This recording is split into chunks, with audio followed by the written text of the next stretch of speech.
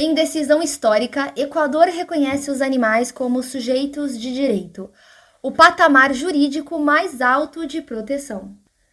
Então, para abrir esse bloco de direitos dos animais, essa notícia maravilhosa que saiu agora do Equador. Basicamente, essa decisão foi tomada depois da morte de uma macaca chamada Estrelita, de um zoológico no Equador em 2019, tá?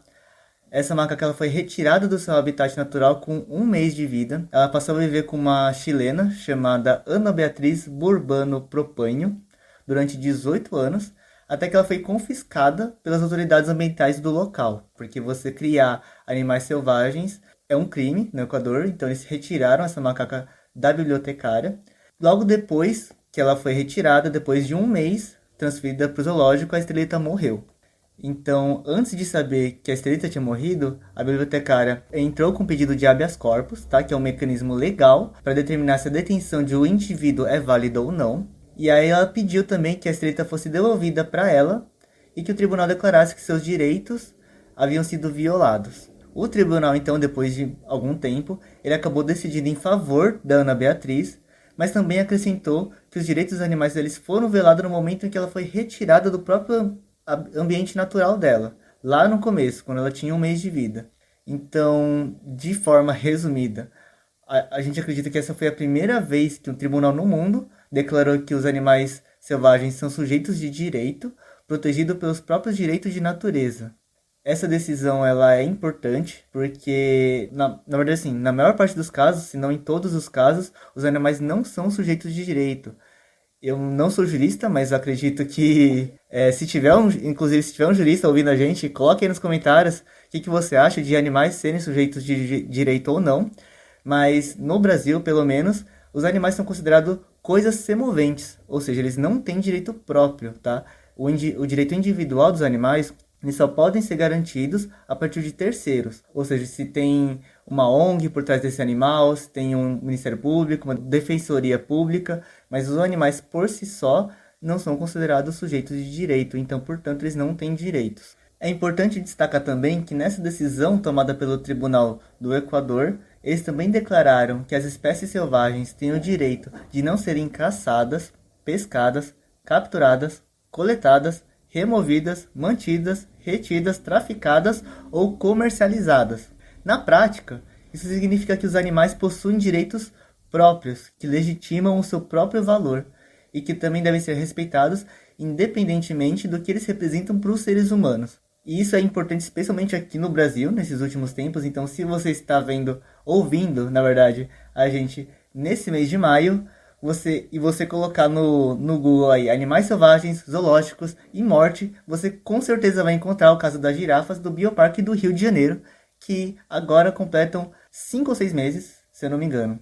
Então, para quem não sabe o que estava acontecendo ou o que está acontecendo, na verdade, com as girafas do Bioparque do Rio de Janeiro, já vou avisar que é muito difícil a gente encontrar. Na verdade, foi muito difícil, né, de encontrar qualquer notícia oficial no mês de abril de 2022 sobre esse caso, mas a gente sabe que ele ainda está rolando.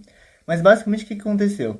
Em novembro de 2021, 18 girafas foram trazidas da África do Sul para o Brasil. Os animais foram, ao que tudo indica, comprados pelo Bioparque do Rio de Janeiro, do grupo Cataratas.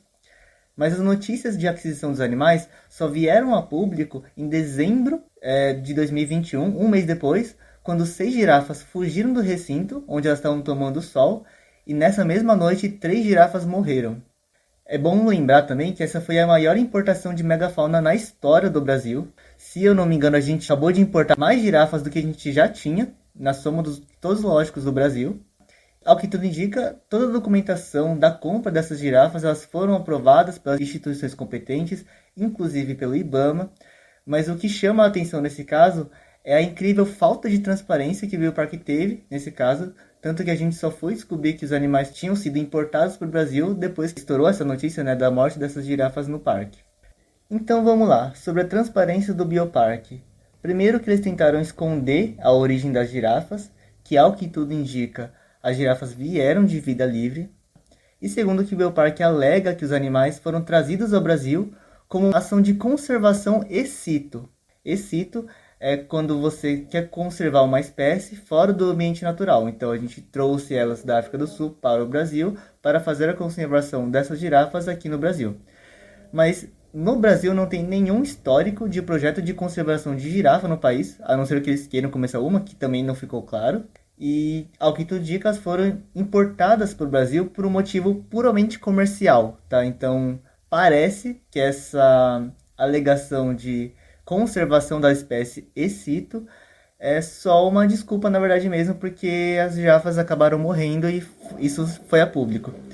Então, é importante a gente dizer da compra desses animais, porque tem muita gente que ainda hoje acredita que os zoológicos não compram mais animais, mas isso é um forte exemplo de que sim, eles compram animais, continuam comprando, e que muitas vezes essa compra dá errada, como por exemplo nesse caso dessas girafas. A gente sabe hoje que existem muitos profissionais sérios trabalhando em zoológicos que querem o melhor para os animais, mas a gente também sabe que os donos dos bioparques, os donos dos zoológicos têm interesses comerciais que vão para além do bem-estar dos animais, né? Então, essas notícias, elas precisam vir a público mesmo para a gente repensar um pouco do que a gente está fazendo com os animais, principalmente dentro de zoológicos. Não estou aqui também tentando demonizar os zoológicos, mas infelizmente esse é um caso que deu muito errado e a gente precisa expor.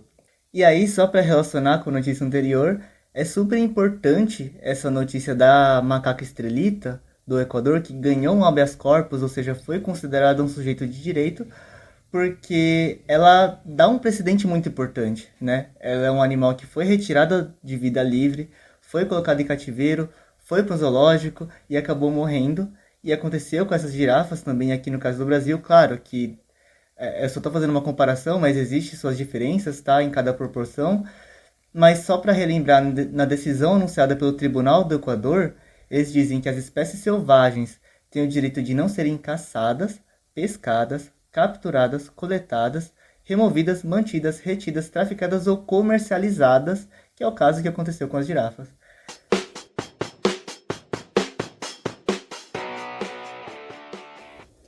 Novo regulamento do MAPA dispensa testes em animais para a produção de vacinas veterinárias. Mais uma ótima notícia desse mês, tá?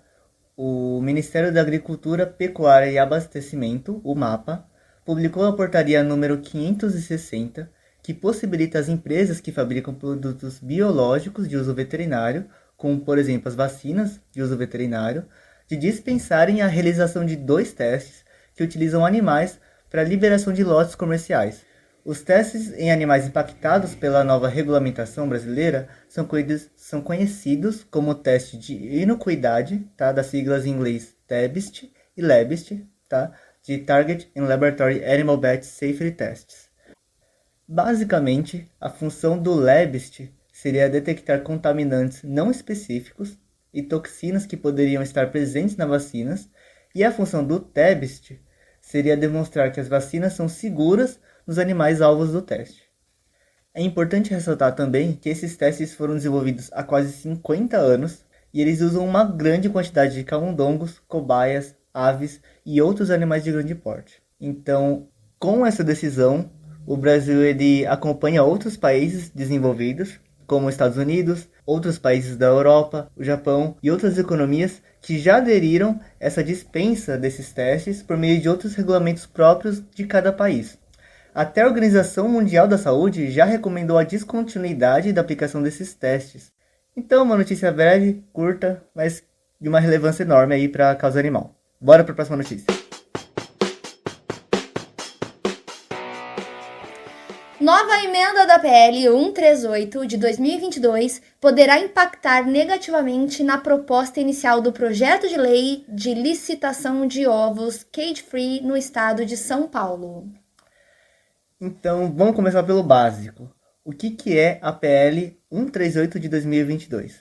Basicamente, essa PL é um projeto de lei proposto pelo deputado estadual de São Paulo, Carlos Gianazzi, do PSOL, em parceria com representantes do Fórum Nacional de Proteção e Defesa Animal. Nesse projeto, a ideia é que o estado de São Paulo se torne adepto ao movimento Brasil Sem Gaiolas. Esse é um movimento que ele visa fazer com que os animais, os produtores, na verdade, migrem da criação de confinamento com gaiolas para outras formas de criação sem gaiolas, no caso cage free. tanto para aves, como galinhas comerciais, como para porcas. O Movimento Brasil Sem Gaiolas ele já é feito pelo Fórum Nacional de Proteção e Defesa Animal há algum tempo e basicamente ele visa conscientizar os consumidores de onde vem a comida deles, né? De onde vêm os animais, qual forma de criação, e o que eles fazem, na verdade, é conseguir compromissos públicos de empresas que criam animais para que essas empresas passem a criar animais fora de gaiolas, ou no caso, cage-free. E agora, com o auxílio do deputado estadual Carlos Gianazzi, tem esse projeto de lei. E a notícia desse mês, na verdade, é para falar da emenda dessa PL, que foi feita no começo de abril, que ela faz uma revisão do artigo 1º e troca um termo, que é o termo priorizará para poderão priorizar. E por que isso é importante? Eu vou primeiro ler aqui o artigo 1º da PL original e depois a gente discute um pouco sobre isso. Então, aspas para o artigo 1º. Os procedimentos licitatórios promovidos pelo Estado de São Paulo para a aquisição do produto alimentar ovo, seja inteiro, líquido ou ingrediente derivado, priorizará, olha o termo aqui, a aquisição de produtores que utilizem o sistema de criação de aves livres de gaiola ou cage-free. Então, esse é o artigo 1º original. E a nova emenda ela faz uma troca do termo priorizará para poderão priorizar. Então, o Estado de São Paulo poderá priorizar a aquisição de produtores que utilizem o sistema de criação de aves livres de gaiola. Então, eu não sou formado em Direito, eu não sei o quanto isso pode interferir no projeto original, mas basicamente a sensação que dá é que quando você coloca o termo poderão priorizar, é que essas empresas agora vão ter uma escolha. Elas podem ou não adquirir ovos vindas de sistemas de criação cage-free. O que, na verdade, seria uma perca, né, para a PL original. É importante a gente ressaltar aqui que nessa emenda, feita no começo de abril, a justificativa que eles dão, elas estão baseadas todas em geração de lucros, geração de emprego, em valores. Então, eles falam muito sobre dinheiro, pouco sobre bem-estar animal, na verdade, pouco ou quase nada sobre bem-estar animal. E eu vou ler aqui uma frase, uma das últimas frases dessa emenda, tá? Então, aspas para a emenda. Diante das normas federais existentes sobre a temática em questão, a presente proposta de emenda visa evitar que interpretações equivocadas afetem o agronegócio paulista. Então, acho que essa frase resume tudo. Acho que eles estão mais preocupados com dinheiro mesmo do que com o bem-estar animal, o que a gente sabe que acontece e que a gente vai ter esse embate várias vezes ainda ao longo da vida, né? Essa emenda ela foi feita pelo professor Walter Vicione, deputado de São Paulo, pelo MDB.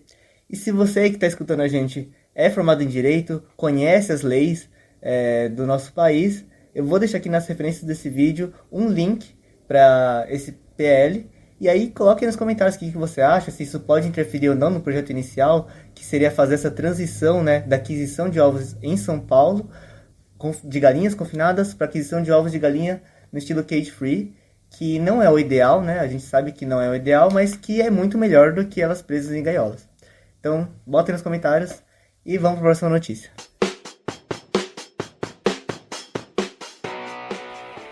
Rinoceronte de Sumatra teve um parto bem sucedido em um santuário na Indonésia após sofrer 8 abortos nos últimos 17 anos. Segundo uma notícia da BBC publicada nesse mês de abril, uma rinoceronte de Sumatra, chamada carinhosamente de Rosa, deu à luz a um filhote que está sendo comemorado como uma esperança de renovação de uma espécie criticamente ameaçada de extinção. O parto aconteceu no dia 24 de março em um santuário do Parque Nacional de Waikambas, na Indonésia. Antes disso, a fêmea havia sofrido 8 abortos espontâneos desde 2005. Antes da Rosa, houveram somente 2 casos em que fêmeas dessa espécie deram à luz em cativeiro, nos últimos 15 anos. Segundo a WWF, estima-se que haja menos de 80 indivíduos dessa espécie em todo o mundo, e ela é classificada como uma espécie criticamente ameaçada de extinção. Atualmente existem somente 5 espécies de rinocerontes no mundo todo, e todos estão ameaçados de extinção. Mas essa não deixa de ser mais uma boa notícia deste nosso SciLife. Com certeza, para fechar aqui as notícias de direito dos animais, a gente colocou essa notícia, que é uma ótima notícia, e a gente colocou ela no tópico de direito para falar um pouco sobre os santuários, né? Porque aqui no Brasil, por exemplo, a gente ainda não tem uma legislação própria dos santuários.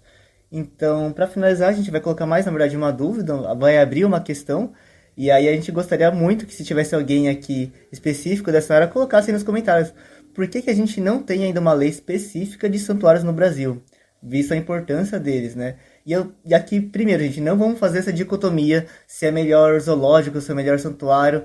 Eu acho que isso já está ultrapassado, os dois são importantes, a gente quer que os dois melhorem, e sempre que as instituições melhoram, quem ganha são os animais, né?